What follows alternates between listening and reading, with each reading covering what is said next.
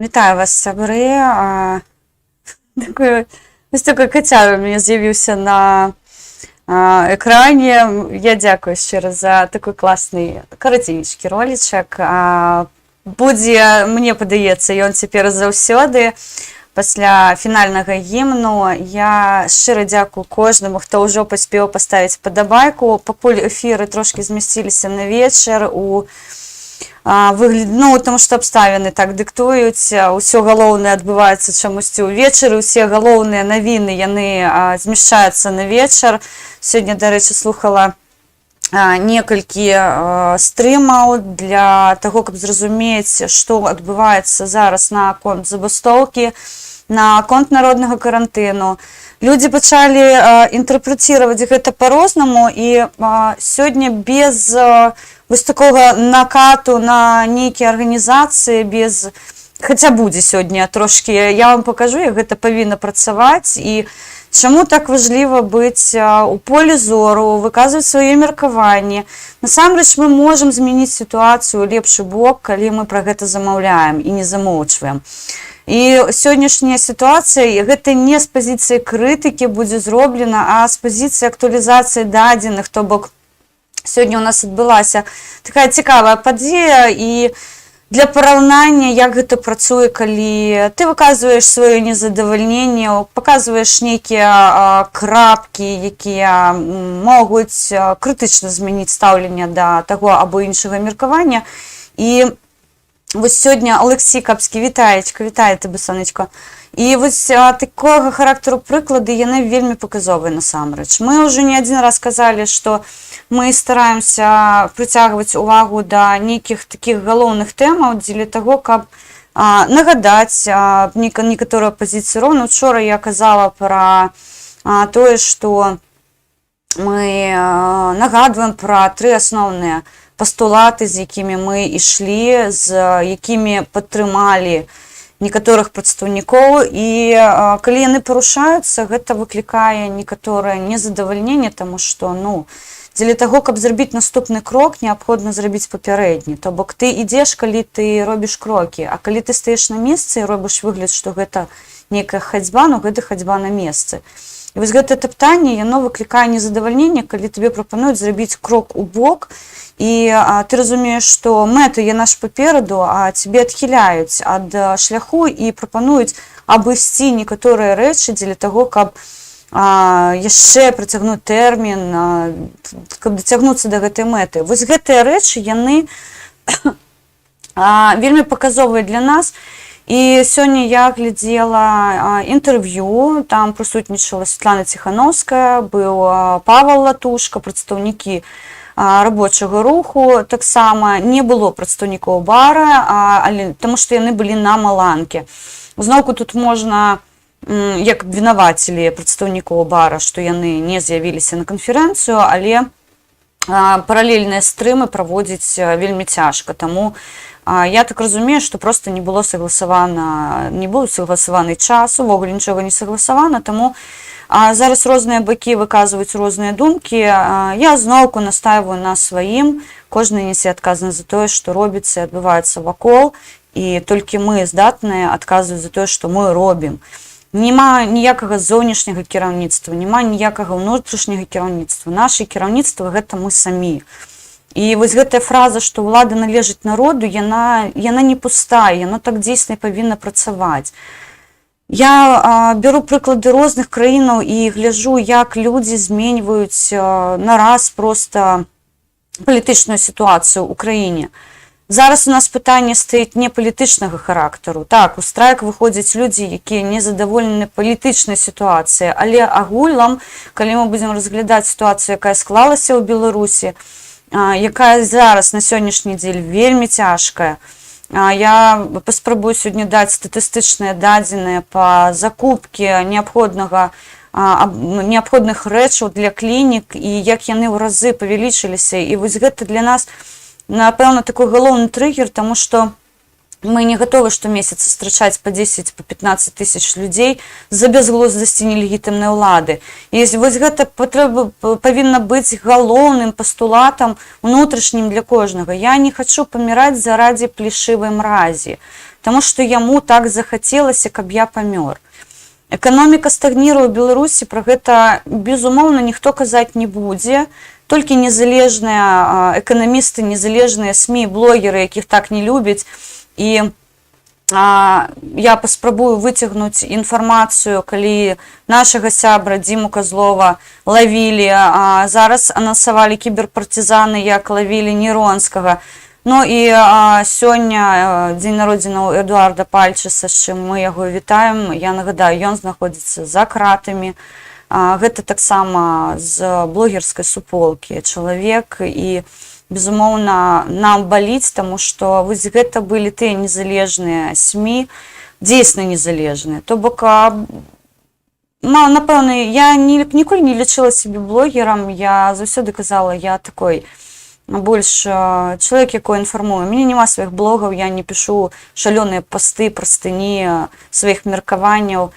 Я заўсёды датрымлівалась той пазіцыі, што калі хтосьці захоча са мной пагадзіцца, ён можа пагадзіцца, калі не, ён мае права на прыватную думку.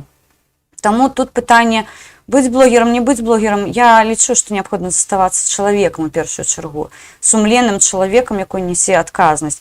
Зараз спрабуюць іграць у такой пінтбол, калі там падбіў, дзесьці кальнуў адзін аднаго, але неабходна разумець, што ёсць рэчы, за якія мы ўжо адказваем, і мы хацім вось гэты тэрмін, калі з'явяцца новыя ахвяры рэжыму, мы хацім яго скараціць, каб прыпыніць вось гэтае ахвяраванне. Мы не хацім больш бачыць загінутых людзей. Мы хацім прывесці ў Беларусь нармальную вакцыну. Мы хацім, каб у Беларусі была тэхніка бяспекі. Мы хацім, каб у дзяцей школа асацыявалася не з паборамі і гадкай ежай, якую навязваюць ім, а бацькі вымушаныя за гэта плаціць. Я не кажу за ўсе школы, ёсць асабістыя кухары, якія дзейсна робяць для дзяцей смачныя стравы, таму што яны турбуюцца за іх, хвалююцца. Але агулам, калі браць за гэтую мізерную зарплату, матывацыя ў людзей быць мастакамі знікае. Таму што кожная галіна, гэта асабістае мастацтва. На любым прадпрыемстве, вырабніцтве гэта мастацтва і жаданне чалавека нешта стварыць новае. Новае з'яўляецца толькі ў вольных людзей. Калі людзей пад палкамі, пад дубіналамі заганяюць на вырабніцтва, у іх жаданне толькі адно, хутчэй бы трапіць да хаты, схавацца, каб цябе ніхто не чапаў. Гэта нармальны, абсалютны інстынкт самазберажэння, і именно да гэтага мы зараз заклікаем. Мы просім вас быць дома. Заставайцеся дома. На сённяшні дзень, на жаль, ніхто вам не можа гарантаваць бяспеку нават там, але я яшчэ раз падкрэсліваю, вельмі складана аднамаментна схапіць 7 мільёнаў людзей. Гэта фізічна немагчыма, у Беларусі няма такога сілавога рэсурсу. Так, мы прыпускаем, што будуць масавыя зноўку затрыманні. Мы ўжо гатуемся да новай хвалі бежанцаў, шчыра кажу, але калі мы не зробім гэты крок да вызвалення Беларусі, мы не паспрабуем выправіць тое, што мы нарабілі за гэтыя 26 год, шансаў, што хтосьці прыйдзе, хтосьці з'явіцца. Ну, вось часцей ўсё кажа, што нейкі там хтосьці з палічкай валшебна з'явіцца і нешта зменіцца. Сябры, ўсё залежыць ад нас. Хтосьці можа звінавачваць нас за мяжы, што мы сядзім у бяспекі на грашах і можам заклікаць да нейкіх рэчаў для нас бяспечных, а для беларусаў не. Насамрэч, дыяспара Беларусі робіць вельмі шмат, яны працуюць вельмі шмат. І пытанне павернення беларусаў дадому для нас прыярытэтнае. А павярнуцца ў Беларусь мы зможам толькі тады, калі будзем разумець, што для нас гэта таксама бяспечна. Таму зараз усе спрэчкі наконт таго, гатовыя мы, не гатовыя. Пытанне, наколькі мы гатовыя далей загібацца, гінуць, гэта адказнасць, зноўку падкрэслю, кожнага з нас. Калі я ведаю, што я не прышчэпленая, я не цягнуся ў гандлёвыя цэнтры вялікія, дзе шмат людзей ходзіць, тому што я разумею, што верагоднасць таго, што я магу захварэць і што хвароба для мяне, мабыць, скончыцца не вельмі добра, я не іду проста і не правакую сябе і не ствараю сітуацыю больш небяспечную, чым ёсць зараз. Я стараюсь абыходзіць гэта ўсё, я не хожу ў вялікія крамы. Калі ў маленькіх крамах шмат людзей скупчання, таксама я лепей пастаю на вуліцы, пачакаю, калі там трошкі менш людзей стане, мабыць, неяк. Гэта мая адказнасць перада мной, перад маімі дзецьмі. Я раблю ўсё магчымае дзеля таго, каб зберагчы хаця б да моманту вакцынацыі. Ці гэта складаны крок? На мой погляд, не. Гэта здаровы глузд і інстынкт самазберэжання. Таму спрэчкі, так, я сёння бачыла разгубленую Святлану Ціхановскую, таму што, як яна сказала, мы не чакалі. Окей, мяне папутныя туды пытанні, гэта не крытыка, гэта проста пытанне. А вы чакалі, што будзе столькі забойстваў? А вы чакалі, што будзе столькі закатаваных людзей? То бок гэта ўсё было неяк планава?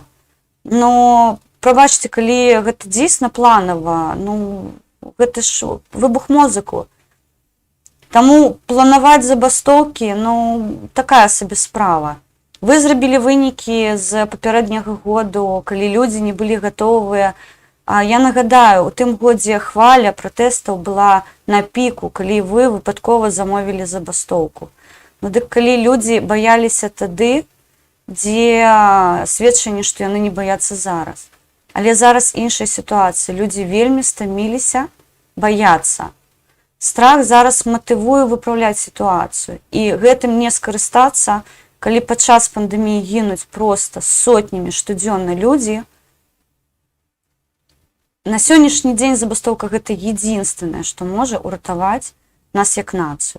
Баяцца маскалей, такое сабе. У іх не ў лепшым стане эканоміка, і у іх у саміх сітуацыя, шчыра кажу, не найлепшая. Таму што санкцыі ў плечы паляцяць і ім, калі яны рыпнуцца ў беларускі бок. Яны гэта цудоўна разумеюць. Таму наконт інтэрв'ю Газпраму, не проста так, давайте будзем аб'ектыўнымі ў гэтым пытанні і разумеем, што Ціхановскай далі слова, таму што яе разглядаюць як альтэрнатыўную беларускаму лукашэнкаўскаму рэжыму, што, мабыць, з ёй будуць дагаварнікі. Дагаварнікі будуць не з Ціхановскай, а з атачэннем Ціхановскай. Таму што атачэнне Ціхановскай састаіць з крэмлядзяў. Там пастаўленыя свае людзі. Яны яе кантралююць. Яе адхіленне ў бок не прапускаецца. Таму у кагосьці, калі ёсць нейкія прыватныя меркаванні, чаму яна паводзіць сябе іменна так, там усё зразумела.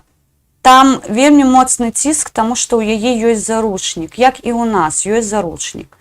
Адзінае, што мы да ціску ставімся з ёй па-рознаму. Мы разумеем, што калі мы не будзем чыніць супраціў гэтаму ціску, гэты станок, ён будзе на нас апускацца пастаянна, ён не спыніцца. Таму і на дагаварнікі ніякія мы не пойдзем. Мы не дамаўляемся з нелегітымнай уладай і ніколі не будзем дамаўляцца. У нас ёсць 3 асноўных пункты.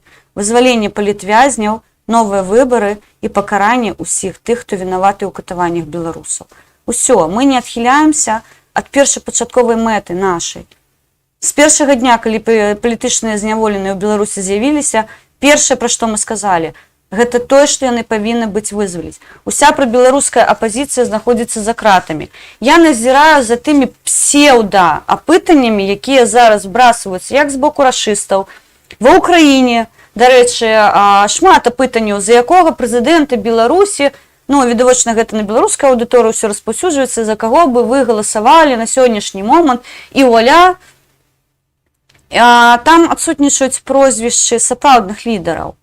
І калі вы робіце вось такога характару апытанні, шмат людзей, я не ведаю чаму, але думаюць, што людзі нейкія неразумныя, яны не ўмеюць аналізаваць гэтыя ўбросы, а гэта, шчыра кажу, ўбросы. Калі адсутнічаюць ключавыя прозвішчы, і гэта называецца апытаннем, не смяшыце мяне. Окей, вы не ведаеце, хто такой Павел Севярынец, вы яго зам'юцілі, вы дагэтуль не цікавіліся беларускай палітыкай, што мінус вам, таму што калі вы выходзіце, я не абмярковую украінскую палітыку, наўпрост таму, што, па-першае, гэтым павінны займацца украінцы, і, па-другое, я не так добра ведаю украінскую палітыку, украінскі эстэблішмент, не гледзячы на тое, што я тут, каб аналізаваць, што адбываецца. Сёння прыйшла навіна, што ключавыя крапкі закупкі электрапастачання гэта Беларусь і Рашка. Вось тут я магу спытаць у украінцаў: сябры, а куды вы глядзіце? Столькі ўжо размоваў было, ўжо столькі крычалі аб гэтым, і неяк усё, цішыня. Ідзе барацьба з алігархамі, так, я пра яе чую, але ў той жа час вось яна барацьба ў закупках, у тэндэрах. Таму вось тут так, я магу нешта яшчэ неяк сапаставіць і пракаментаваць. Калі я бачу вось такія рэчы, калі праводзіцца, аб'ектыўна такія камплементарныя апытанні ў бок кагосьці, мне стае смешна. Не так даўно не намі, а нашымі сябрамі быў спецыяльна зроблена апытанка, дзе былі апазіцыйныя сілы Беларусі ўключаныя ў спіс. І я, мабыць, паказвала, я не памятаю, паказвала, не паказвала, на той момант прагаласавала 4000 чалавек, і абсалютнае лідерства было Мікалая Статкевіча. Я не кажу, што гэта нейкае там асабістае апытанне, але калі вы включаеце прозвішчы людзей, зараз вам вядомых, у мяне тады пытанне: а дзе Зенон Пазняк? Окей, вы не ведаеце Павла Северынца, вы не ведаеце Мікалая Статкевіча. Яшчэ раз кажу, гэта велічэзны мінус вам, што вы не азнаёміліся з беларускім палітыкумам. Але Зенон Пазняк, ён зараз, можна сказаць, у інфармацыйным полі фігуруе, і шмат хто з вас пагаджаецца з ім і абмяркоўвае яго ідэі. Але я не бачу яго ў апытаннях. Калі вы ставіце побач Лукашэнку і Бабарыку, відавочна, што вось гэтая вся гісторыя накіравана на зноўку працягнення ўсёй гэтай крэмляцкай гісторыі ў беларускае пытанне. Я шчыра кажу, я стамілася ад прысутнасці расіянцаў у беларускай гісторыі.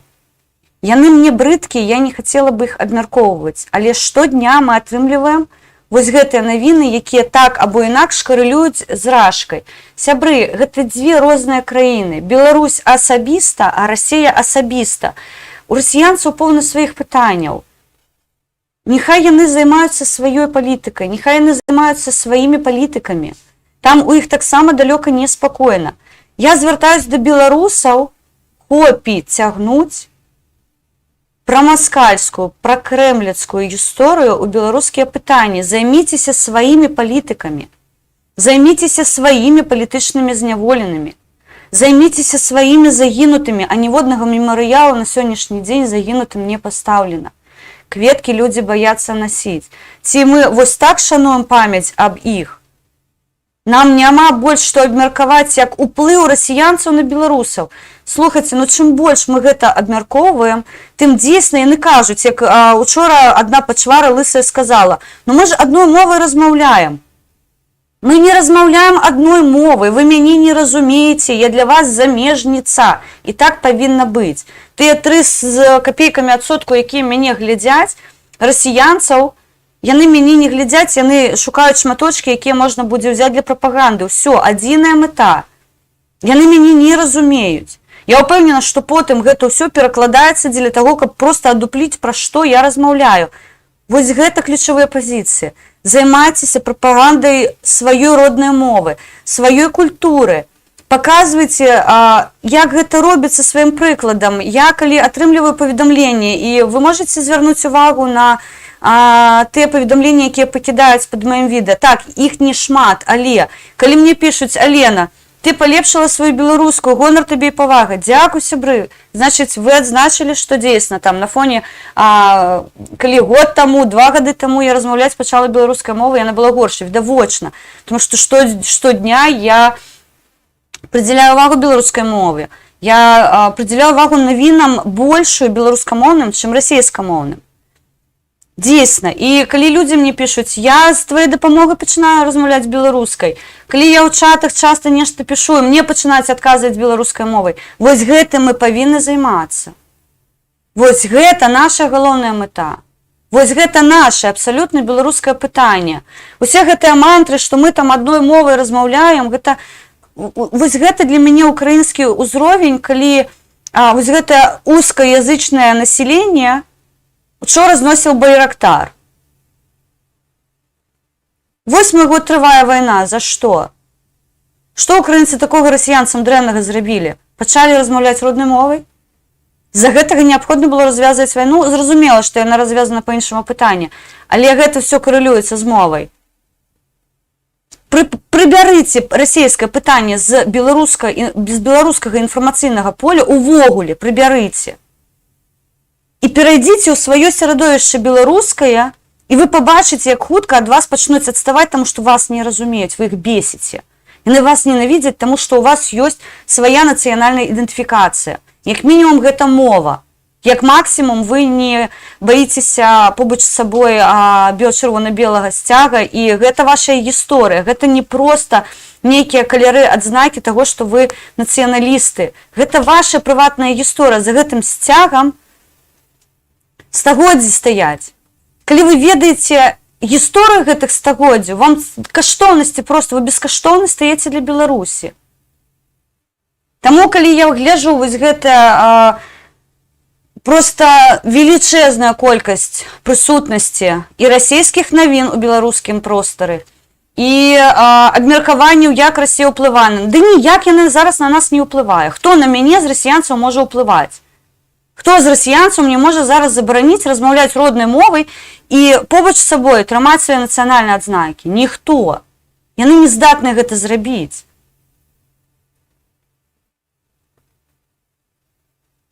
Вельмі, зноўку, гэта пытанне вашай прыватнай адказнасці, наколькі вы гатовы.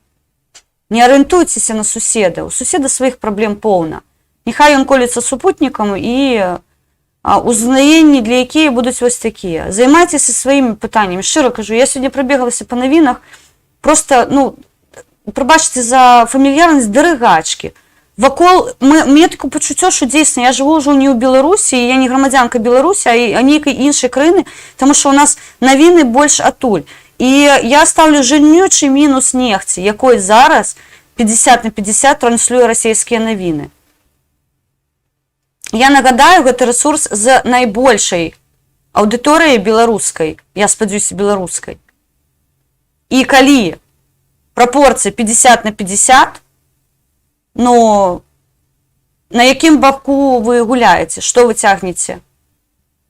Аля Ціхановская? Мне гэта не патрэбна, мне гэта не цікава.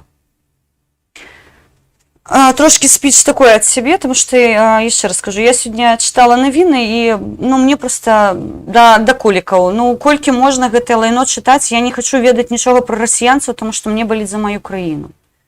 Гляджу апытанні, нават украінскія, я здзівована, што украінскія блогеры кідаюць апытанні, дзе увогуле адсутнічаюць апазіцыйныя сілы Беларусі. На які бок гуляецца, невядома. На бабарыканскі, грош вам каштоўнасць тады ваша нуль, калі вы і адсюль сябе пазіцыянуючы як такія нейтральныя блогеры, вы за кідосы робіце бабарыкі. Віталік сёння, дарэчы, асторожны вірус, прабачце, закінуў ролик бабарыкі пра Кастуся Каліноўскага. Паглядзіце. Все, там замест 1000 слоў, все з ім зразумела. Газпрам, там Газпрам галаўнога мозаку. Што вы яшчэ хаціце? Зноўку, не хачу дыскрэдытаваць, але калі я ад неверагодных чую, ты ж не, ён свой, проста так адбылося, слухайце. Проста так кіраваць Газпрамам ніхто нікаго не садзіць. Будьце, аб'ектыўнымі людзьмі і разумнымі людзьмі, аналізуйце трошки тое, што адбываецца. Давайте з вами прывітаюсь. Понесло, Остапа понесло, пробачте. Олексій, вітаю, сонечко, тебе, героям слава. Так. Містер Лейн, народ вирішає бить і не бить стач. Ці абсолютно ковід нищає білорусів, Лукашенко головний розсадник віруса. Віталій Воробйов, вітаю вас, живі вічно, моя синявока, сила наснаги перемоги, Юрій Лос, вітаю. Вітаю, дякую вам за те, що завітали до нас. Велике князство Литовське не може бути на колінах перед бездомними. Разом повернув землі Білорусі. Ні, нам білоруські землі, по щастю, не потрібно повертати. У нас, по щастю, покуль, я сподіваюся, не відбудеться ніяких аншлюзів, анексій, окупацій. У будь-якому випадку, я вам щиро кажу, партизанська війна, вона не спиниться. Ми вже пішли гэтым шляхом. І я, як одна з удзельніків гэтага партизанскага руху, щиро вам кажу, ми не спинімся, пакуль Беларусь, умоўна кажучы, мы не перададзім у кіраванне, я не ведаю, ці гэта будзе парламенцкая прэзідэнцкая рэспубліка, ці прэзідэнцкая. Зараз гэта не пытанне, як не пытанне такога умоўнага рэферэндума, зараз мы яго таксама абмяркуем, ну, псеўды, я у коскі бяру. Пакуль мы не будзем упэўнены, што інтарэсы беларусы не здаюцца, што гэта наша краіна, і пагрозы зоўнішняй няма, але і нават калі яна ёсць, мы можам паставіць плот з калючым дротам, як гэта зараз робіць Літва і Польшча, каб яны былі на відстані ад нас. Вось тады мы супакоімся, і паралельна з гэтым я бы хацела зазначыць, што мы не толькі займаемся пытаннямі зберажэння актыву на зямлі. Да, то есть гэта партызанска, вось гэты весь рух, якой зараз ёсць у Беларусі, ёсць асабістыя людзі, якія займаюцца гэтым. Мы паралельна з гэтым вядзем шмат праектаў, накіраваных на будучыню ў Беларусі. І зноўку гэта ўсё, ведаеце, я не ведаю, моя каманда, мы заўсёды падаем інфармацыю па факце. Мы зрабілі то-то-то, мы зрабілі то-то-то. Мы ніколі не жывем вось гэтай абстрактнай будучыняй, мы калі-небудзь зробім. Вось учора я калі-небудзь зрабіла бы ролик, запіліла. Па выніку я яго не запіліла, тому што часу у мяне сёння фізічна не было проста нават на камеру пастаяць, там нешта распавесці, што я хацела. Абставіны зменьваюць. Таму у рамках вялікіх праектаў, канешне, мы де-факто, калі ўжо мы зрабілі пляцоўку, мы можам сказаць, што вось, яно гатова, карыстайцеся, далучайцеся, дапамагайце. І шчыра дзякую за распаўсюджванне замоўлення, якое мы зрабілі. І дзейсна зараз эфект, я не могу сказаць, што гэта нейкі інфармацыйны выбух адбыўся, але дзейсна шмат зараз пішуць пра тое, што вось гэтую мяжу вызнаны, невызнаны неабходна прыбраць. Сусветныя СМІ усе звяртаюць увагу на тое, што апазіцыйныя структуры, зацікаўленыя праваабарончыя арганізацыі зрабілі, мабыць, найважлівейшую замоўленне за астатні час. Гэта прэзумпцыя невінаватасці для людзей, якіх затрымалі, і вызнання палітычнымі зняволенымі, таму што яны усе чыняць супраціў злачыннаму рэжыму. Незалежна ад таго, якім чынам яны гэта робяць, яны усе варты таго, каб аб іх ведалі, з імі камунікавалі, ім надавалі маральную падтрымку, пакуль мы вядзем барацьбу далей да вызвалення іх. Таму ўсё гэта вельмі важлівая гісторыя. Мария Торрес успела прочитать, она европейка, она естественная. Это вы, московиты, штукатуритесь, наливаете и спаиваете мужиков, чтобы он не свалился после того, как вы умоетесь. Це, напевно, повідомлення на попереднє. Мацкальська Маша покрудилася, поставила лайк. Ну, нехай. Пані Хелен, все супер, не можуть московити розуміти нас, поляків, словаків, чехів, словенців, чорногорців і так далі. Вони ж слов'яні, самозванці, улотні. Я їх критикувала не за те, що і критикую зараз не за те, що вони нас не розуміють. Вони повинні нас не розуміти, тому що вони інші, я абсолютно. Вони ментально інші, вони історично інші. Я ніколи не розуміла московітів у одним. І я гэта заўсёды падкрэслівала. Слава Україні, героям слава, вітаю, Олександр Ковальчук, живе вечно. Я ім заўсёды ў піку ставлю одно. Вы целенаправленно затираете свою гісторыю прыватную дзеля того, каб прыцягнуць чужую і зноўку заціраць. Яны не ведаюць сваю гісторыю. Я яшчэ раз скажу, вось гэта рэч, якая за маёй спіной, стагоддзі. Гэта стагоддзі гісторыі Беларусі. І мы яе ведаем. Так, вось сёння згадвалі Вялікае княства Літоўскае. Спытайце у маскавіта, што такое княства Літоўскае вялікае. Ён не ведае. Ён можа зачапіцца, што яно называлася Вялікае княства Літоўскае, Жамойцкае, Рускае.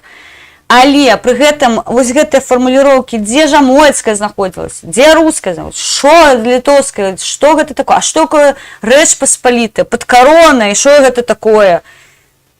Таму што яны ніколі да гэтага не належалі. А да таго, да чаго яны належалі, яны прыбралі.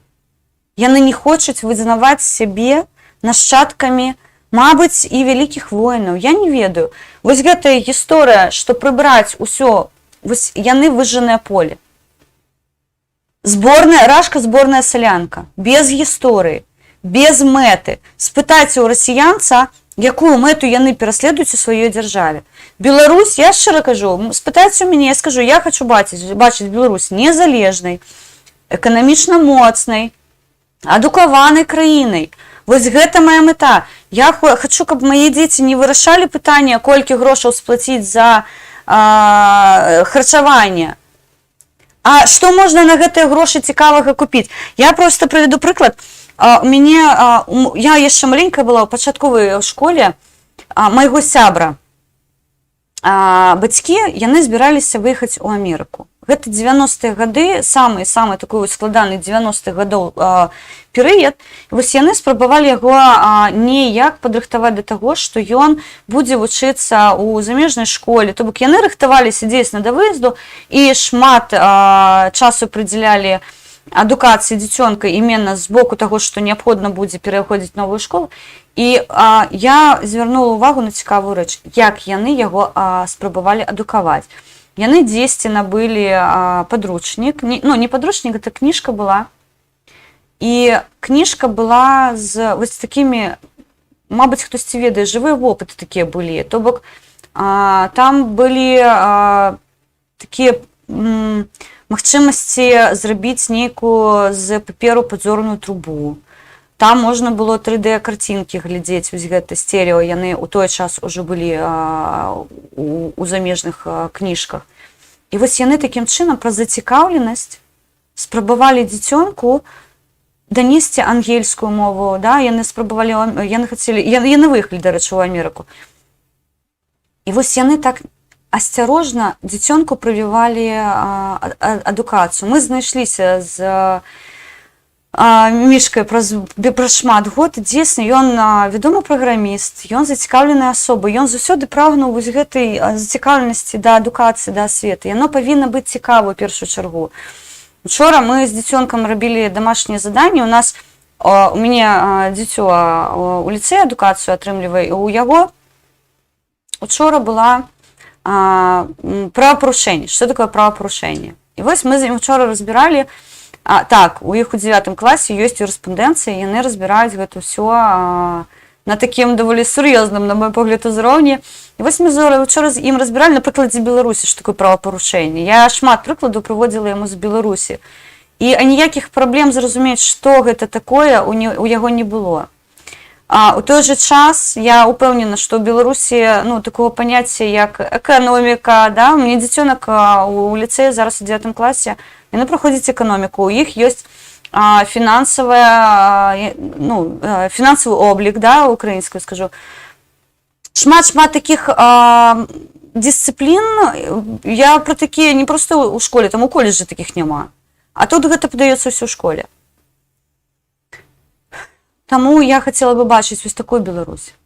Разумную Беларусь, прыгожую Беларусь. Спытайце у маскаля, што ён бачыць, дзейсна, пляшка, гэта для іх усё. А людзі жывуць пятніцай для таго, каб набухацца, каб у панядзелак прыйсці з перагарам на працу і распавесці, як крута ты правёў выходныя.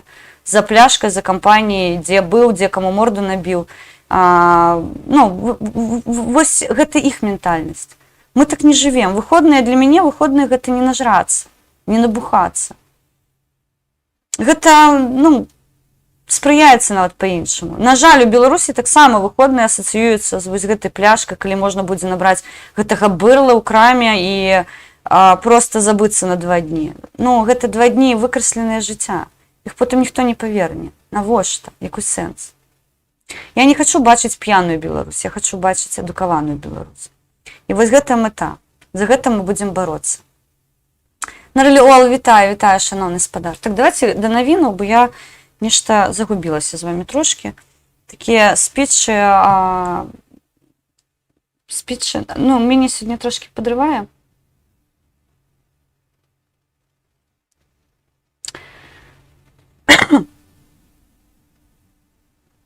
Я вчора паглядзела, я шмат зараз прыдзяляю увагі сайту Дысідэнт. Я казала, яны даўно працуюць, і я папярэднія іх пасты зараз гартаю дзеля таго, каб неяк структурна. Але шчыра кажу, пасля замоўлення, што пачалі шукаць нашага айцішніка, расіянца, якой вывез 2 тэрабайта інфармацыі, 2 тэрабайта катаванняў на рашкі вывез. Зараз вядома пра 40 гігабайт, а па факце ён зазначыў, што 2 тэрабайта было вывезена за гэты час. Я проста, вось гэты герой Беларусі, я вам шчыра кажу, таму што пайсці на такой крок, на якой ён пайшоў. Хто там яшчэ не ведае справу Сергея Савельева, да? Можаце паглядзець на, падаецца, на Радыё Свабода бралі, або на Белсаце бралі ў яго, мабыць, на Белсаце, бралі інтэрв'ю, такое даволі лаканічнае, без гэтых жудасных кадраў. Я шчыра кажу, вось Савелію я вельмі асцярожна зараз інтэрв'ю з ім гляджу, таму што шмат суполак, хто, не суполак, а інтэрв'юраў, хто дадае вось гэтыя жудасныя кадры, і я зноўку кажу, мы гэта ўжо ўсё прайшлі, і мне павяртацца, я не хачу проста пражываць гэта яшчэ раз, таму што мне толькі скончыліся панічныя атакі, я толькі перастала ў снах бегаць ад чорнашмотачнікаў, таму я не хачу зноўку павяртацца вось у гэта асяроддзе, дзе слёзы, жах, гвалт, гэта абсалютна, вот што называецца, штодзённая праца твоя. Таму я вось з Сергеем Савельевым, якой вынес з расійскай калоніі 2 тэрабайта інфармацыі, што тут цікава, Сергея, на яго на рашкі адчынілі крымінальную справу. Там зрабілі выгляд, што нібыта адчынілі крымінальную справу на тых, хто займаўся катаваннямі. Ну, гэта проста, разумееце, наколькі хворыя людзі ёсць у грамадскай супольнасці, што для іх катаванне гэта праца. Гэта гвалт іх праца. У Беларусі гэта ж не выключэнне, я зараз не пра Маскале кажу выключна. У Беларусі гэта таксама для кагосьці звычайная праца. Але калі ты трошки выбудоўваеш, чаму гэта адбываецца, слухайце, ну, ублюдкам же не народжаецца, да, ублюдкам стаюць. То бок, ну, калі ты не хворы на галаву чалавек, ты стаеш хворым на галаву, калі ты сістэмны. Вось абсалютна сістэмны. Я сёння слухала, зараз не павязаны абсалютна паміж сабой рэчы, я слухала Латушку, ён кажа, вось гэта не сістэмна было зроблена. Павел Латушка, гэта вы сістэмны чалавек. Мы рандомныя, мы за жыццё. Мы жыццё сваё пражываем не па плане, а па сітуацыі. Вось зараз неабходна ўвесці в забастоўку, стачку, народны каранцін. Мы гэта робім. Рандомна. Нам не патрэбна кагосьці ЦУ чакаць, калі мне скажуць, там, всё. Я яшчэ падумаю, як мы можам за мяжой баставаць. Тое, што страйкуецца беларуская прадукцыя, гэта абсалютна відавочна, а што можна яшчэ цябе зрабіць, якія заклікі можна зрабіць. Я ўсё ж такі цісну на тое, што неабходна заклікаць міжнародныя арганізацыі пасіліць ціск на рэжым, каб завесці вакцыну ў Беларусь, але пра гэта трошкі пазней. Дык вось Сергея Савельева вінаваціць у тым, што ён неправаверна набыў доступ да кампутарнай інфармацыі, здзейсненым падчас яго зняволення. Савельев Сергей абвешчаны федэральны вышук. Паводле наяўнай інфармацыі ён выехаў за мяжы Расійскай Федэрацыі, у сувязі з чым рыхтуюцца дакументы, каб абвясціць яго ў міжнародны вышук. Я просто магу толькі уявіць сабе, як усміхнуўся Сергей Савельев, калі такую навіну прачытаў, прыблізна тое ж самае, калі нам кажуць, там, а вас будзе шукаць Інтэрпол. Окей, нехай шукае. Мы гатовы, што называецца. Вось Інтэрпол гэта тая арганізацыя, якая зацікаўлена больш за ўсіх палітычных бежанцаў шукаць. Ну, окей, не праблема, абсалютна. Але, зноўку, тут зараз я вам пакажу прыклад невялічкі. Я не магу казаць, што мы прымалі ўдзел, але мы падтрымлівалі людзей, нашых актывістаў, якія займаліся гэтым пытаннем. Зразумела, што мы не можам ахапіць поўнасцю усе ініцыятывы, якія існуюць. Мы не можам абсалютна ўсе там дзеляначкі зачыняць сваёй прысутнасцю, таму, безумоўна, мы, ну, напрыклад, зноўку, я не састаю ў бар, я да рабочага руху ніякага адношання не маю, але мне ніхто не забараняе падтрымаць. Дык вось у нас дыяспары займаліся, гэта вось да Савельева таксама будзе кранацыя гісторыя. Нашыя дыяспары, шмат хто з дыяспар, шмат часу прыдзяляў пытанню і зваротам у Інтэрпол дзеля таго, каб яны з беларускага боку не атрымлівалі, не разглядалі інфармацыю. Ціснулі на тое, што гэта злачынны рэжым, што мэта іх гэта палітычны пераслед, а я нагадаю, Інтэрпол гэта, ну, умоўна не ангажаваная арганізацыя, яна не палітычная арганізацыя, і яны займаюцца вышукам дзейсных злачынцаў. Беларускія ўцекачы не з'яўляюцца злачынцамі па факце. Мы ўжо аб гэтым казалі, у нас дзее для іх прэзумпцыя невінаватасці. Ну, напэўна, і для мяне гэта прэзумпцыя невінаватасці, таму што зараз сапраўднага суда не будзе, і абвінаваціць, як яны мяне называюць эканамічнай тэрарысткай, мяне фізічна зараз немагчыма, таму што няма таго суду, якому бы быў давер, і няма тых пракурораў, якія бы дзейсна справу вели як крымінальную. Таму, зноўку, тут прэзумпцыя невінаватасці дзее і ў маім выпадку, і, адпаведна, Інтэрполу прасілі шмат разоў, і гэта гісторыя, яна насамрэч, ну, толькі на маёй памяці больш за паўгады цягнецца. І вось сёння цікавы пост, мы абурыліся. З'явіўся вось такой цікавы пост. Гэта на суполкі Валерыя Цыпкала. Дзякуй, Байпол, што падтрымалі ініцыятыву, падкрэсліваю, ініцыятыву штаба Валерыя Цыпкала сумесна з партызанкамі па разрыву адносінаў Інтэрпол з бандытамі Лукашэнка. Нагадваем нераўнадушным грамадзянам, што ўсе спасылкі на афіцыйныя аккаунты і форму звароту ў Інтэрпол, а таксама зразкі лістоў вы можаце знайсці па пасыланні. Байпол, Інтэрпол, разам мы зробім больш, разам пераможам. Я зараз трошки адхілюся, каб вы бачылі гэта ўсё.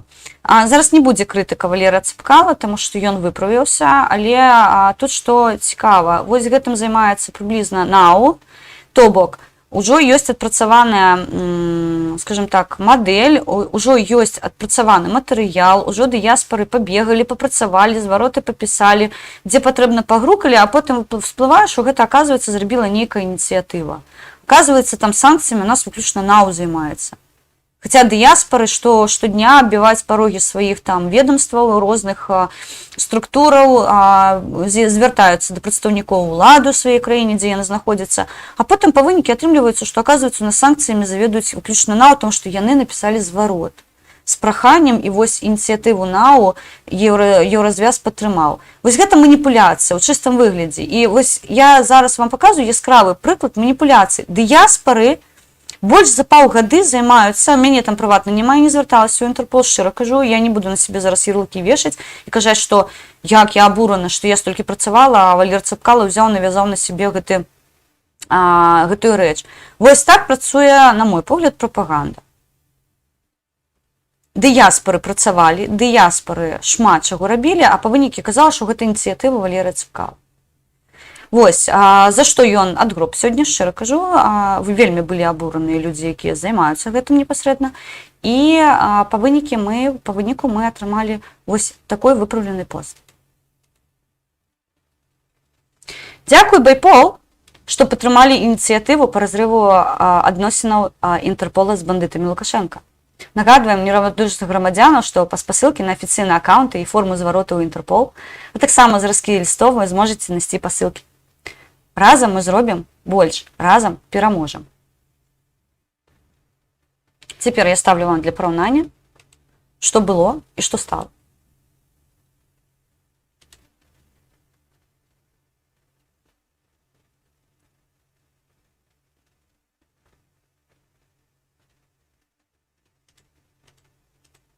Вось так. Вось так працуе грамадскае незадавальненне за мяжой, калі мы бачым, што нас спрабуюць абдурыць, мы пачынаем вельмі, я шчыра кажу, я не буду зараз сказаць, што я там больш за ўсіх крычала. Я ўвогуле аніводнага паведамлення сёння не пакінула.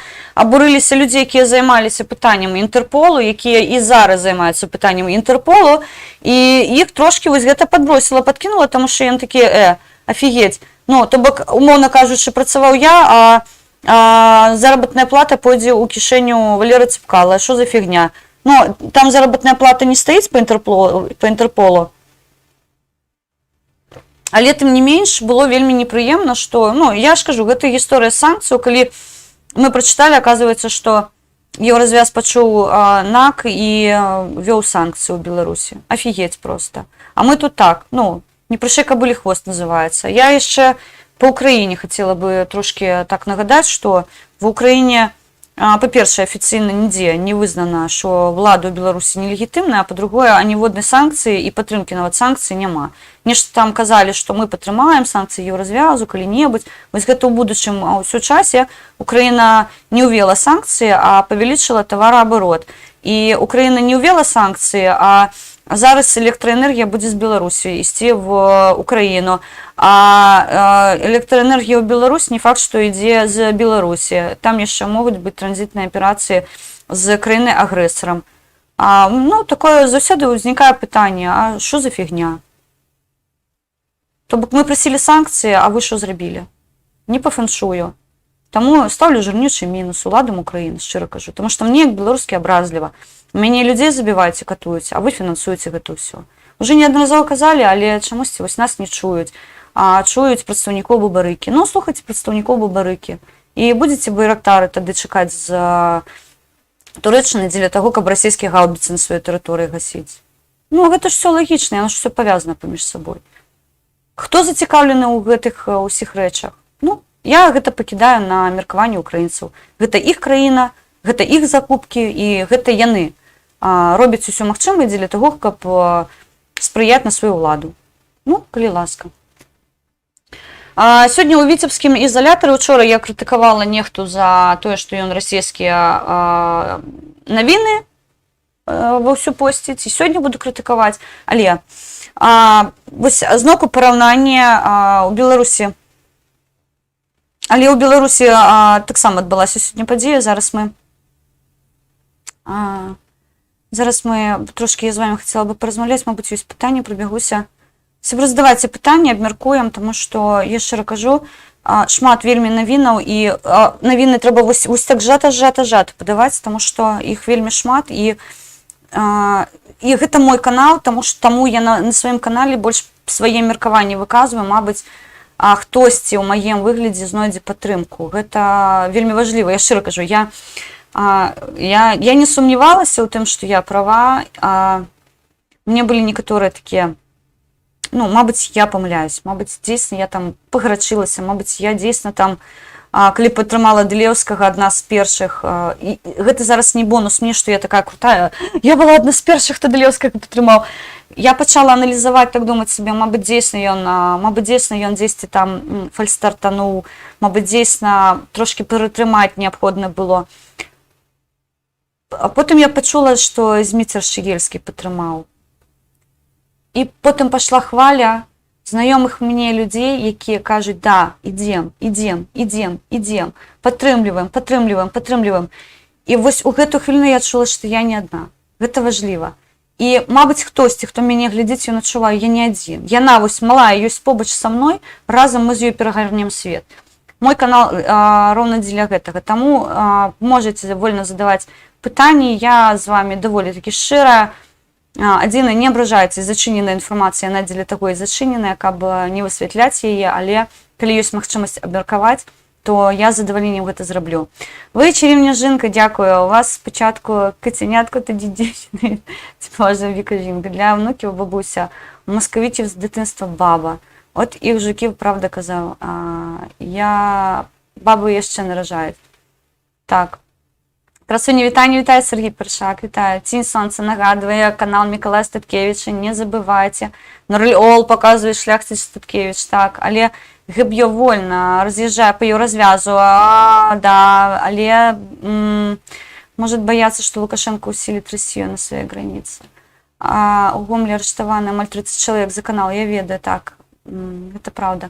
Пані Хелен Зе не працює на Україну, він не відповідав сподівань, не наступна постать на переїзд до Ростова. Це наступна постать на переїзд до Ростова.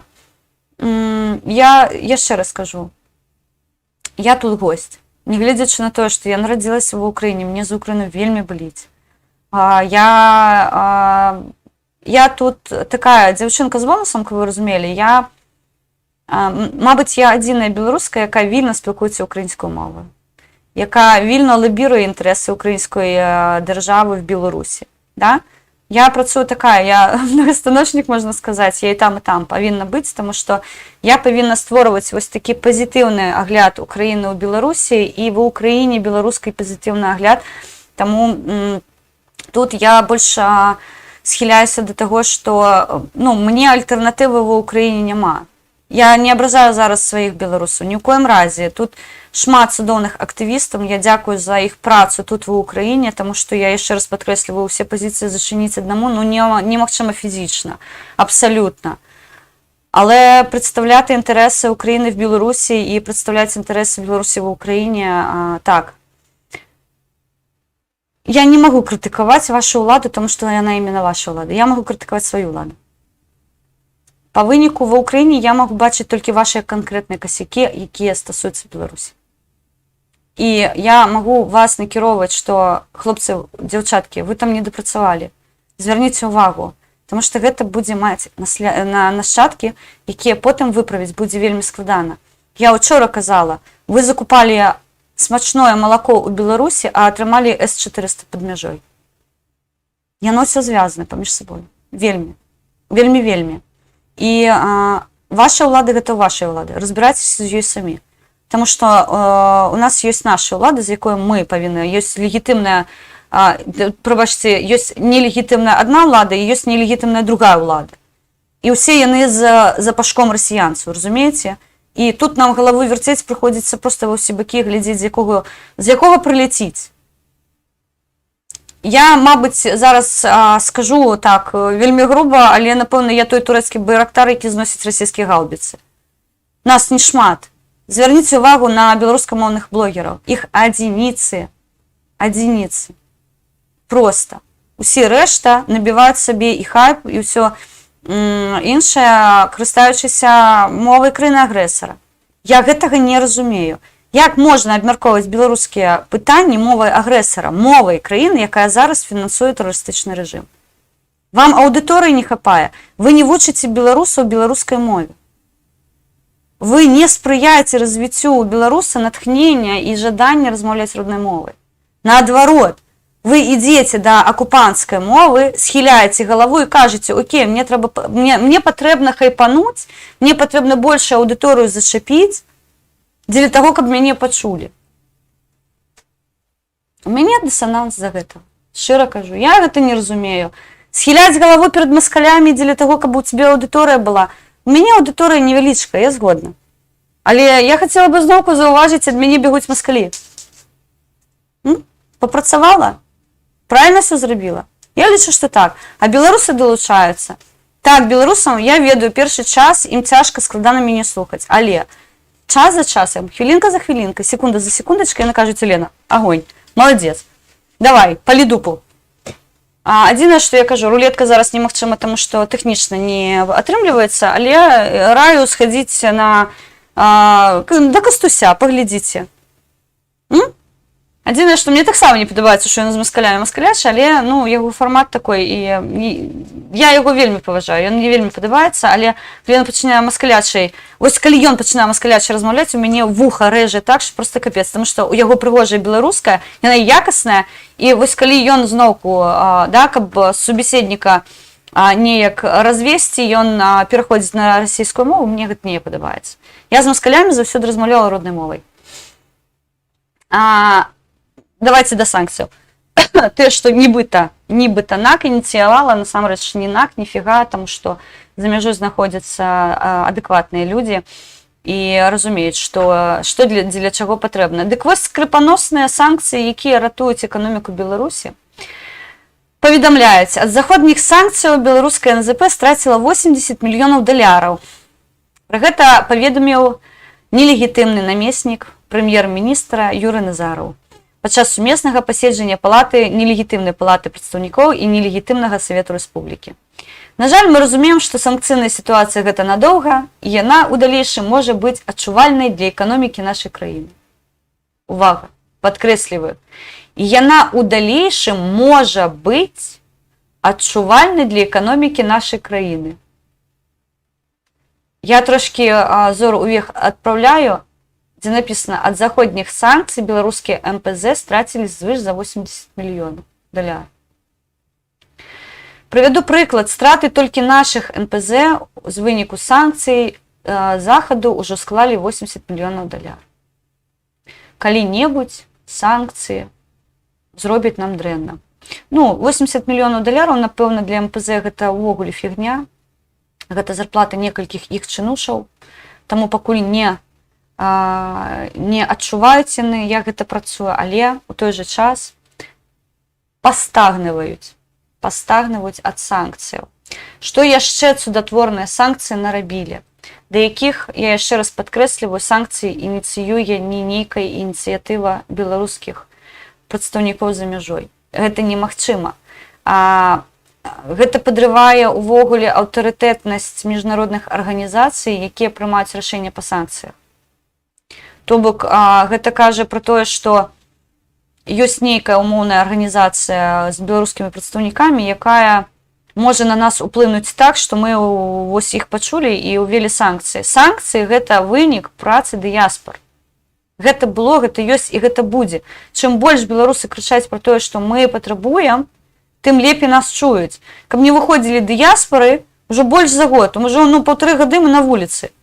Каб дыяспары не закідвалі ліставаннем, каб дыяспары не звярталіся да ўладаў, не праводзілі сустрэчы пастаянна. Я ведаю, як мае актывісты ў Літве працуюць. Я ведаю, як я тут крычу. У мяне ёсць магчымасць звярнуцца праз манітор. А потым выплывае, што, аказваецца, гэта пак-пак. І ты такой, ніфіга себе. Дык вось тыя санкцыі, які не ініцыявала НАК, Белавия адправіла новыя самалёты ў Казахстан на часовую стаянку. У Астана Airlines паведамілі, што самалёты не войдуць у парк кампаніі і будуць знаходзіцца на часовай стаянцы. Авіяцыйныя эксперты лічаць, што адзіная прычына, па якой беларускі бок прыняў рашэнне аб пераводзе часткі авіяпарку ў іншую краіну, гэта абмежаванне палётаў у еўразвязку. Я не ведаю, ці гэта тыя самалёты, якія адправілі ў Нур-Султан дагэтуль, таму што нам было вядома, што 3 летака накіраваныя ў Казахстан, таму што, давайце, сябры, шчыра, летак прыносіць грошы, калі ён у небе. Калі ён стаіць на зямлі, гэта груда жалеза, якая цягне кошты на сябе, таму што яго неабходна абслугоўваць, яго неабходна дзесьці храніць, а гэта, прабачце, не зубная шчотка, што ты яе паставіў у нейкі стаканчык, яна стаіць. Гэта самалёт, гэта летак, якой неабходна абслугоўваць. Што таксама санкцыі цудатворныя зрабілі з Нацыянальным банкам Беларусі, якой цяпер уводзіць абмежаванні па вяртанню укладаў. Што там? Агенцтва вяртання укладаў зможа накіроўваць частку свабодных грошай на аблігацыі банку развіцця. Па законе грошы укладчыкаў нельга вяртаць у выглядзе аблігацый. На думку эканамістаў, у выпадку, калі банкі масава збанкруцяцца, а сродкаў будзе не ставаць, могуць узнікнуць праблемы з паверненнем укладаў. Вось гэта тая роўна гісторыя, пра якую мы казалі, што банк развіцця будзе аджымаць вашы грошы, якія вы пакінулі на сваіх дэпазітах, і будзе выкарыстоўваць як яму заўгодна, а потым вы атрымаеце, як пры СРСР, я нагадваю, Беларусь зараз, гэта Савок 2.0 у горшым сваім выкананні, вы атрымаеце абсалютныя фанцікі. Я памятаю, майго сябра Дмітро, бацька ў Беларусі, казаў, прыцягнуў я дадому 2 мешка грошаў, гэта калі абаў СРСР быў, а ён там займаўся бізнесам, тады трошкі прыгарнулі, ён сеў на 2 мешка і кажа, Діма, учора у нас былі грошы, А цяпер бацька нішчый. Вось гэта было так. Прыблізна тое ж самае будзе адбывацца зараз у Беларусі. Костуся, гэта для тролінгу. Я згодна, я не крытыкую Костуся. Ну вы што, вітаю, Канцэла, вітаю, Сонечка. А я не крытыкую Костуся, я просто кажу, што ён, калі пачынае расійскай мовы размаўляць, это ўсё роўна, што я для вас буду расійскай мовы размаўляць, у вас будзе вось такой, ну, ведаеце, на слых спрымаецца вельмі складана. Я не крытыкую, я яго абожнюю Костуся. Але я вам кажу, што ён, калі пачынае расійскай размаўляць, у мяне вось, ну, вось просто такой ціск адразу на вухі. Ё-маё, Кастусь, не карыстайся гэтай мовай на табе. Ну, увогуле, нідзе, ну, вельмі. Ён робіць годную справу, таму міграцыйныя, давайте зараз трошки по міграцыйным пытанням пройдземся. У Польшчы надалі навіну, чаму так ломяцца мігранты ў Польшчу і ламаюць плот, і увогуле мары трапіць на польскую зямлю, таму што іх увелі ў аману. Мігранты беларускія кажуць, што або Польша, або смерць. 24-гадовы Алі пабачыў аб'яву беларускай турфірмы ў соседках падарожнікаў у еўразвяз. З Лівану абышлося гэта яму ў $4000 і ледзь не каштавала жыцця. Алі некалькі разоў спрабаваў перасякчы мяжу і ледзь не замёрз у лесе. Кожны раз, калі мы вярталіся на беларускую мяжу, мы прасілі іх адвезці нас у Менск, каб адтуль дэпартавалі ў Ліван. Яны сказалі: «Не, у цябе два варыянты. Або папрэш туды, або памрэш».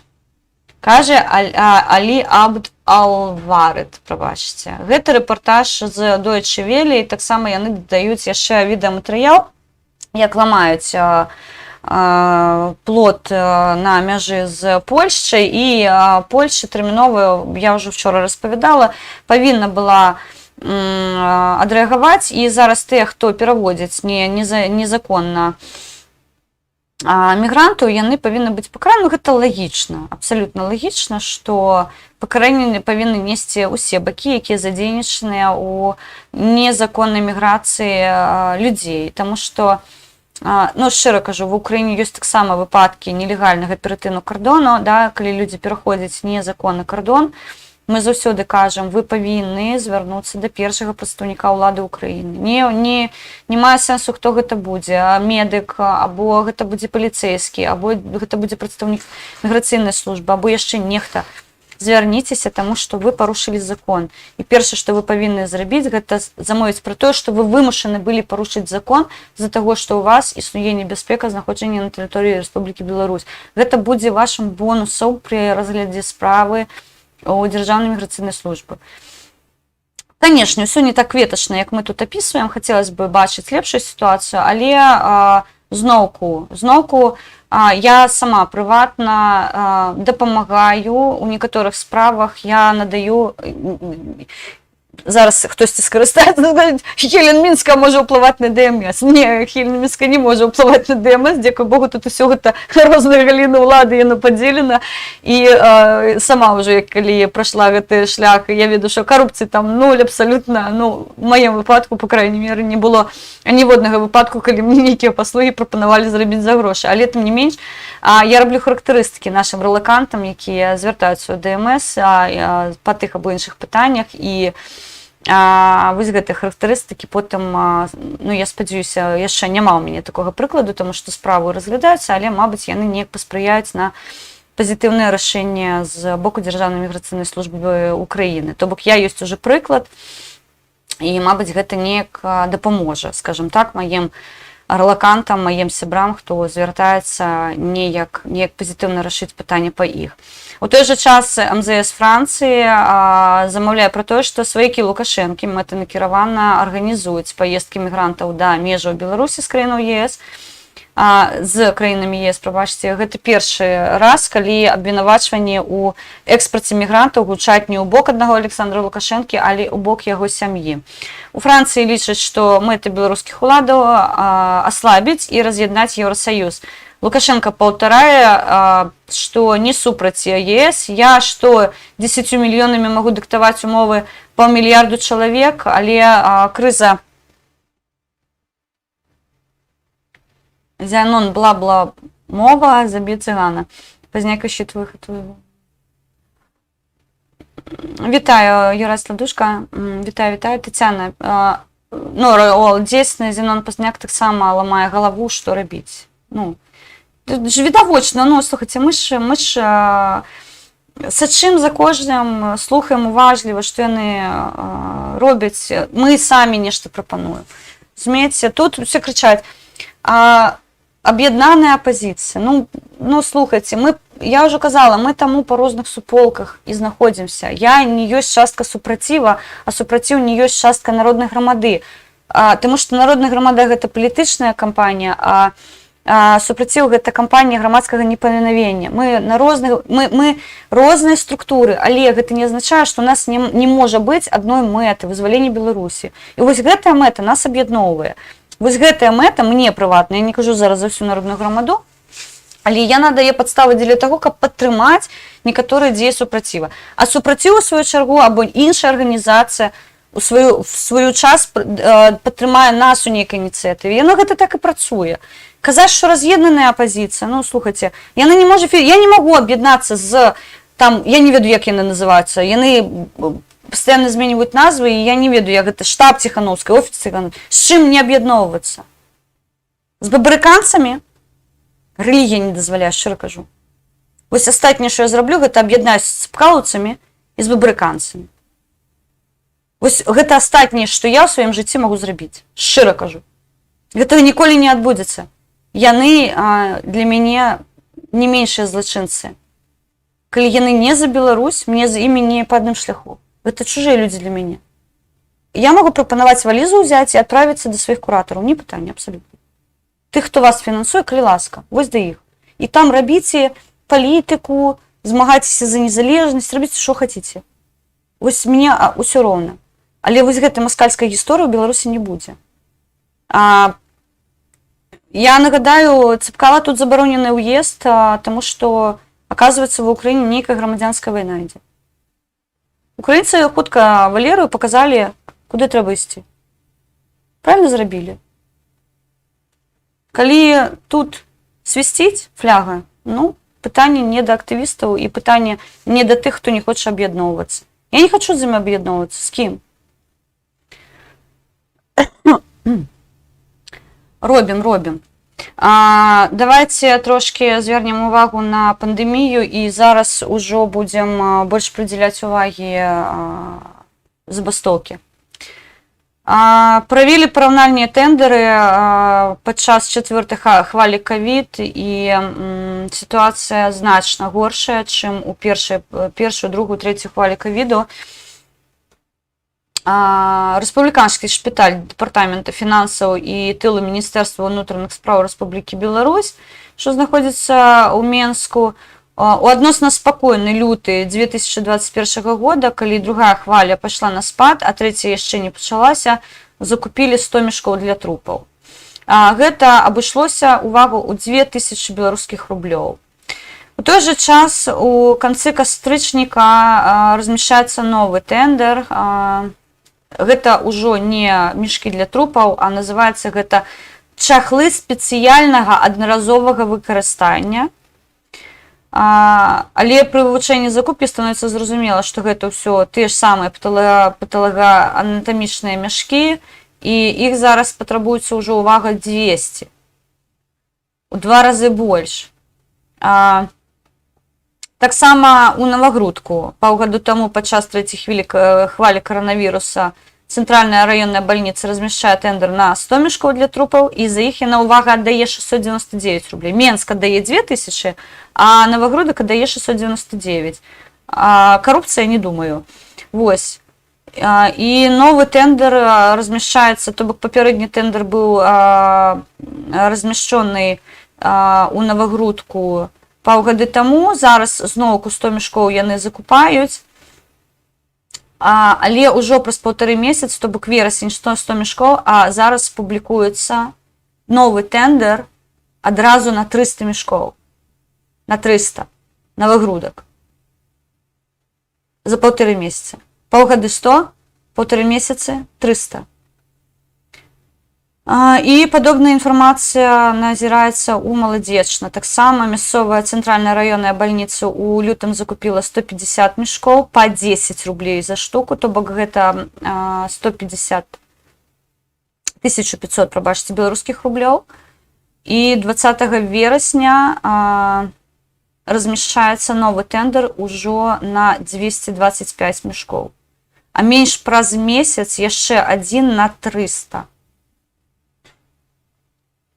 Увосень ім патрабуецца ў 3,5 разы больш мяшкоў, чым у канцы зімы.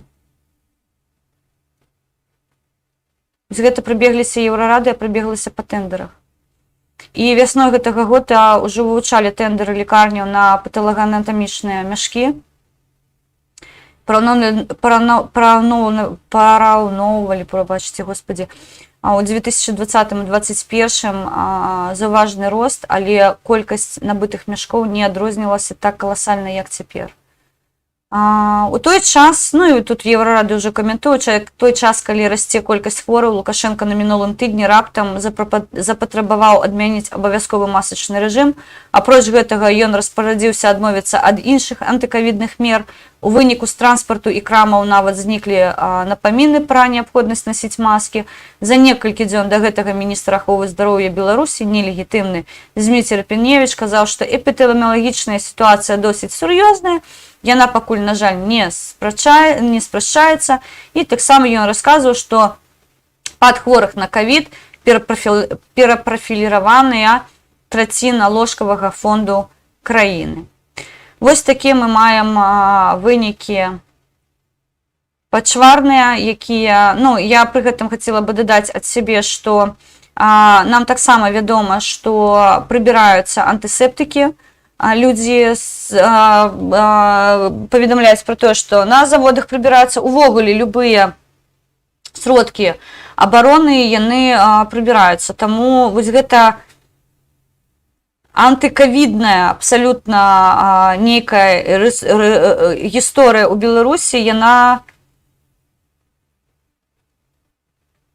проста дзівуе, як можна.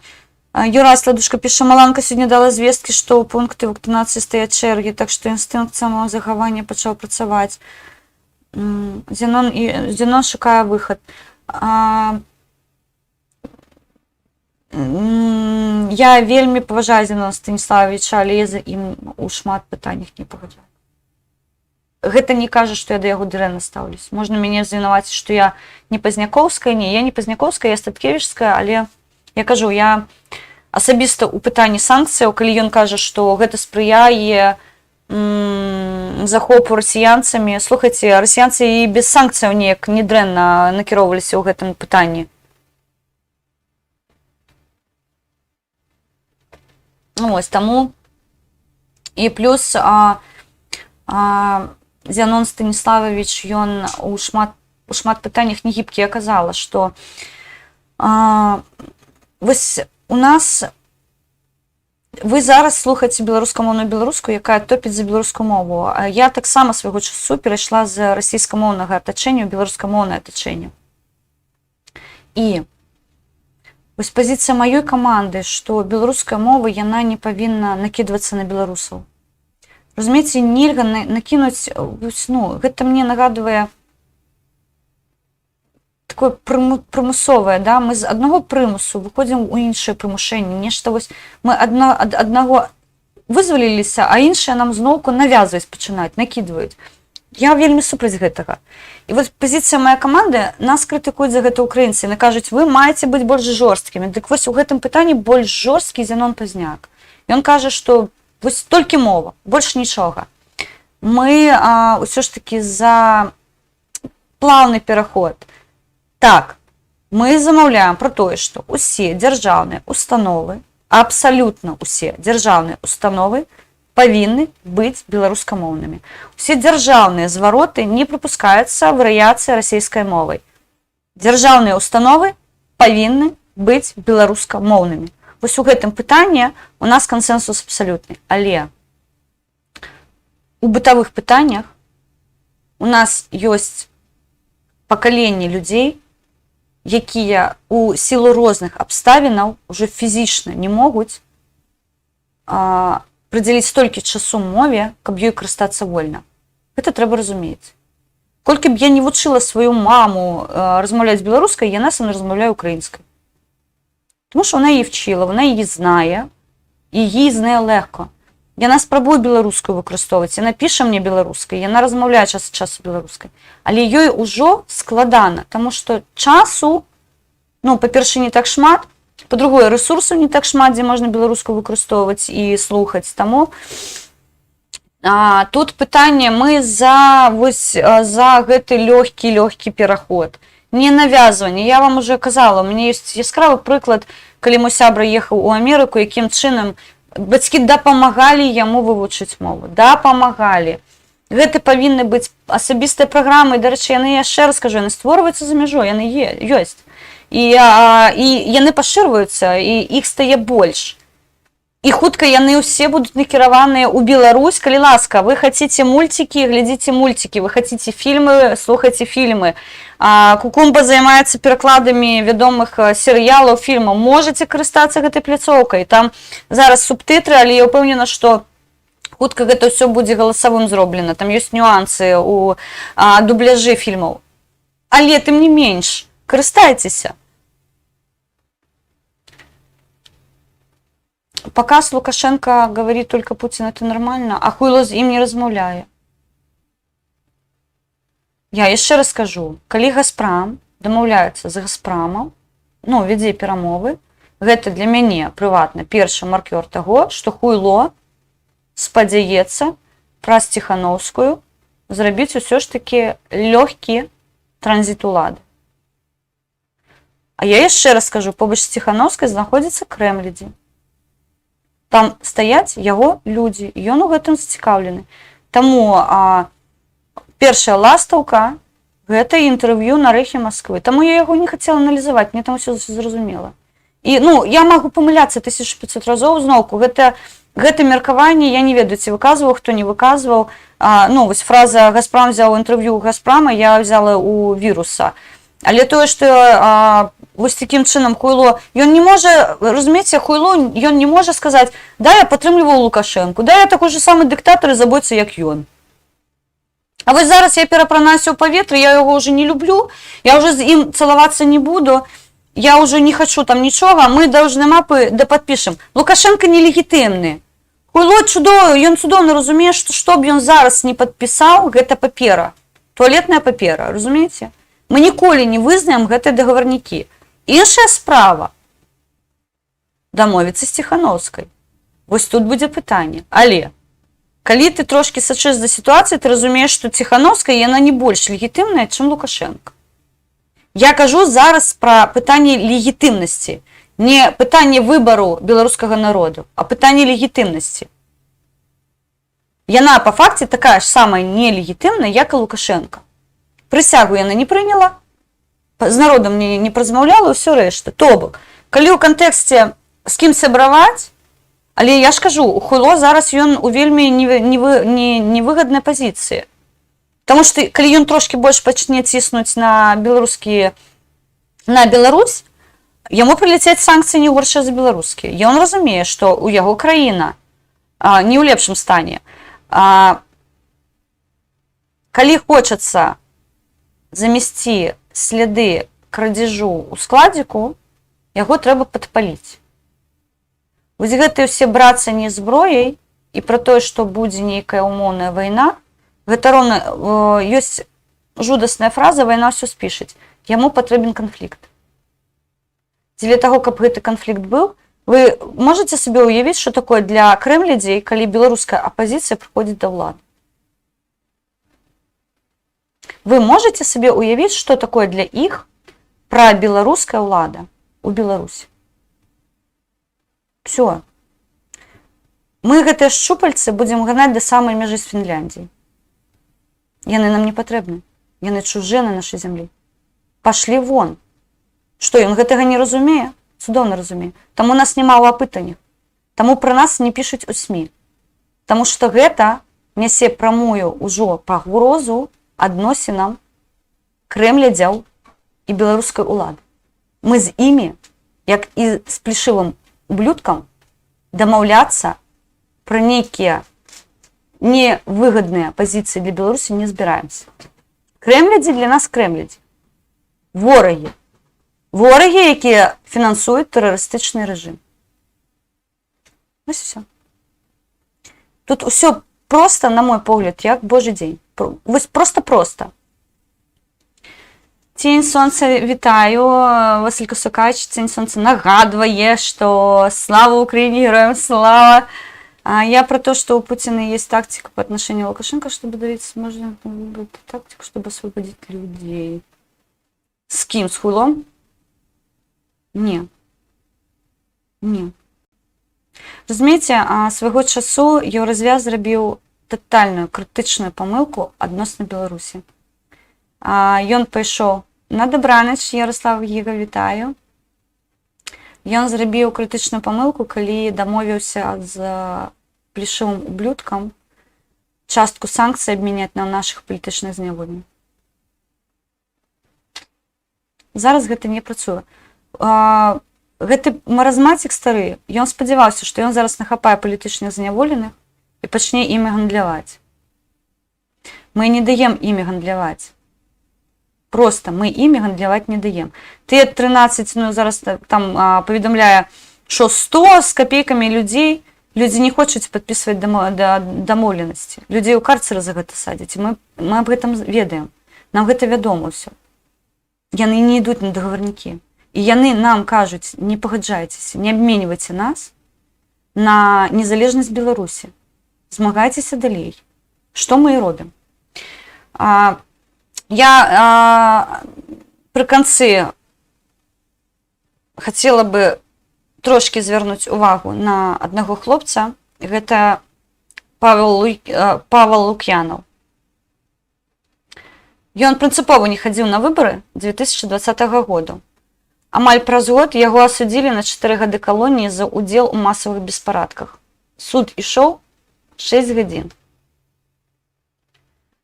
Маці Паўла Лук'янава распавела ягоную гісторыю. Паўлу 27 год, адукацыя ў яго авіяремонтнік. Займаўся наладкай камп'ютараў і ПК. Паводле маці галасаваць летась Павел не хадзіў, казаў, што нічога з гэтага не выйдзе. 10 жніўня як ён пазней патлумачыў на судзе, ён ішоў міма групы людзей і яму стала цікава, што там адбываецца. На пытанне, ці Павел удзельнічаў у пратэстах, маці адказвае коротка: усім нам баліць за Беларусь. З'язджаць Павел не планаваў, хоць і дапускаў, што за ім могуць прыйсці, як і да многіх іншых людзей. За Паўлам прыйшлі о 7:20 ранку 23 чэрвеня, амаль праз год пасля падзеяў, за якія яго пасадзілі. 8 чалавек у спартовым адзенні, у кепках і чорных масках. Дзверы ім адчыніла сама Валентина. Яна думала, што сын вярнуўся дадому пасля таго, як праводзіў бацьку на самалёт і пагуляў са сваёй нявестай. Аказалася, што Павел даўно ўжо дома і спаў на сваім другім паверсе двух'яруснага ложку. Першапачатковую прычыну візіту патлумачылі тым, што Павел падпісаны на неправільны тэлеграм-канал. Маці сказалі, што забяруць Паўла на некалькі гадзін, а потым ён вернецца дадому. Сям'я не думала, што гэта зацягнецца надоўга. Меркавалі, што дадуць адміністратыўны арышт. Аднак потым аказалася, што Паўла правяраюць у справе аб нападзе на пракурора. Урэшце абвінавачванне выставілі за ўдзел у масавых беспарадках, частка 2, артыкулу 293 крымінальнага кодекса. Высветлілася, што Павел трапіў на відэа пратэстаў 10 жніўня. Яму закідалі, што ён перакрываў дарогу, крычаў лозунгі, заахвочваў іншых далучацца да пратэстаў, а таксама дэманстратыўна стаяў на смеццевым кантэйнеры. Суд над Паўлам прайшоў 1 кастрычніка. Разгляд усёй справы заняў 6 гадзін. Падчас паседжання Павел быў у кайданках. Маці Паўла распавела, што яго прызналі вінаватым у тым, што ён кіраваў іншымі падчас пратэстаў. Як доказ на судзе называлі тое, што ў яго была паднятая дагары рука. 10 жніўня хлопец быў у шортах і вятроўцы. На судзе назвалі ягонае адзенне зручным, каб рухацца, бегаць і чыніць супраціў. І зрабілі выснову, што Павел рыхтаваўся да беспарадкаў, так і апрануўся дзеля гэтага. Лук'янову далі 4 гады калоніі ўзмоцненага рэжыма. Ён яшчэ чакае разгляду апеляцыі.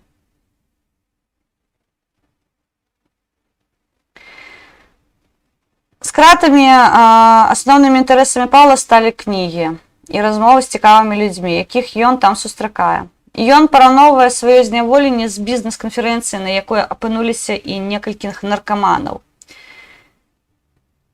Я за 20 гадоў жыцця, кажа ён, не даведаўся столькі, колькі тут за месяц. Паўлу забаронена чытаць адукацыйную літаратуру, кнігі па гісторыі, псіхалогіі. Ён піша, што многія кнігі, якія ён хацеў бы атрымаць, яму не прыносяць з бібліятэкі. Павел прачытаў «Сабачае сэрца» Булгакова, творы Рэмарка, Дюма, Шекспіра. Запатрабаваная ў турме кніга пра графа Монте-Крыста. Хлопец піша, што сукамернікі амаль увесь час хварэюць. Спачатку першы, другі, трэці, потым першы становіцца чацвёртым і так па коле. Ён піша: цікава назіраць, як людзі, калі трапляюць сюды, пачынаюць зменьвацца. Наркаманы пачынаюць актыўна займацца спортам, забойцы хапаюцца за Біблію і пачынаюць верыць у Бога. Толькі палітычныя застаюцца невыпраўляльныя пры ўсіх абставінах. Надзея на лепшае дае думка, што ўсё раней ці пазней скончваецца. Вось такая справа напрыканцы. Пазітыўчыку вам пашукаць. Я не ведаю, ці ёсць нейкія пазітыўныя навіны астанняга часу.